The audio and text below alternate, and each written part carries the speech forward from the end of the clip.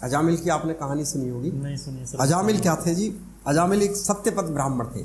सत्यपथ ब्राह्मण यानी जो वो निरंतर भगवान का भजन इष्ट करते थे।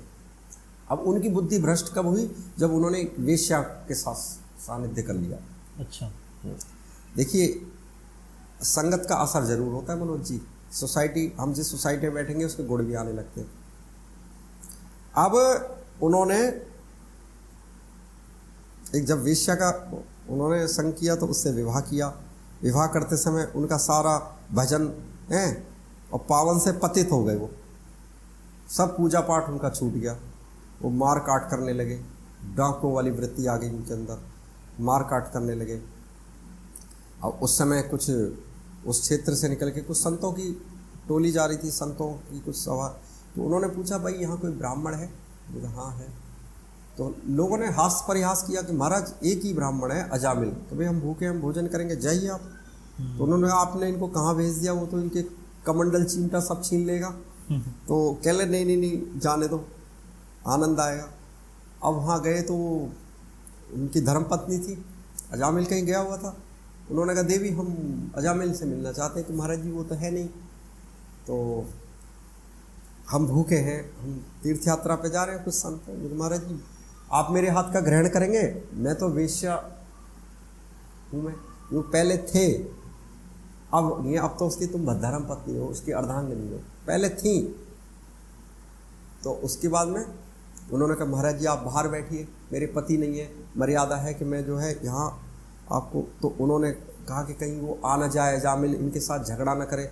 तो उन्होंने जो है फटाफट उनको भोजन की व्यवस्था की। और शाम हो गई। उन्होंने कहा, देवी अब शाम हो गई है, अब हम रात्रि को यहीं विश्राम करेंगे, कल हम प्रातःकाल निकलेंगे।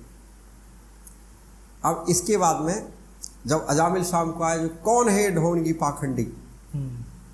तो कि आपकी पत्नी ने, हमको साधु संत हैं और आपकी पत्नी ने हमें भोजन कराया है, और भोजन के बाद उसको दक्षिणा का विधान होता है। तो क्योंकि दक्षिणा ये, मैंने तुम साधु संत है, ऐसा ना हो ये चिमटा कमंडल मैं छीन लूँ, इससे पहले मुझे क्रोध आए, तुम निकल जाओ, क्योंकि हमें दक्षिणा धन नहीं चाहिए। तो आपकी पत्नी ने हमें भोजन कराया है, अब जो तुम्हारा जो पुत्र होगा, 9वां पुत्र जो होगा, उसका नाम नारायण रखना। कभी भगवान का नाम नहीं लिया। जो हाँ ठीक है, नारायण नाम रखना है ना, नारायण रखना ना, 2 बार नारायण का उच्चार होगा। अब जब छोटा जो होता है, आपने देखा होगा, या तो बड़े से ज़्यादा प्रेम होगा और छोटे से प्रेम होगा।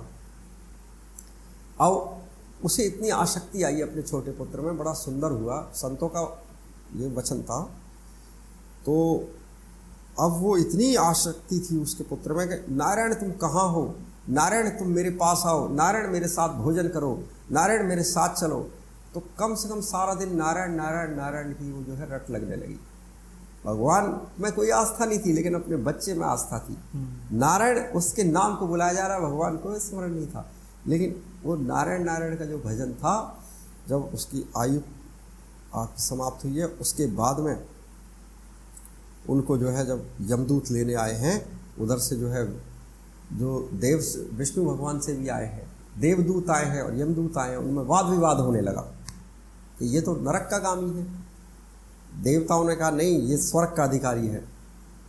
इसने कौन सा, इससे तो चांडाल रूप था ये, इसने तो मार काट करी, इसने तो जो है भजन नहीं किया, इसने साधु संतों को सताया, इसने जो है लूट मार करी इसने। और तो वो कहने लगे कि नहीं, इसने नारायण नाम की जो है जो अपने बेटे को बुला रहा था। तो उस समय क्या था कि वो अपने पाप कर्म से छूटे और साक्षात भगवान विष्णु धाम को गए। तो ये तो अगर हमने एयर टिकट हमने लिया है तो हम हवाई जहाज़ में बैठेंगे। अगर हवाई जहाज़ का टिकट हम ले रहे हैं तो हमने हवाई जहाज़ लेंगे। अगर हम अच्छे पुरुषार्थ कर रहे हैं तो हम भगवान के धाम को ही प्राप्त करेंगे। कि जाना है परम धाम और टिकट है हरि नाम।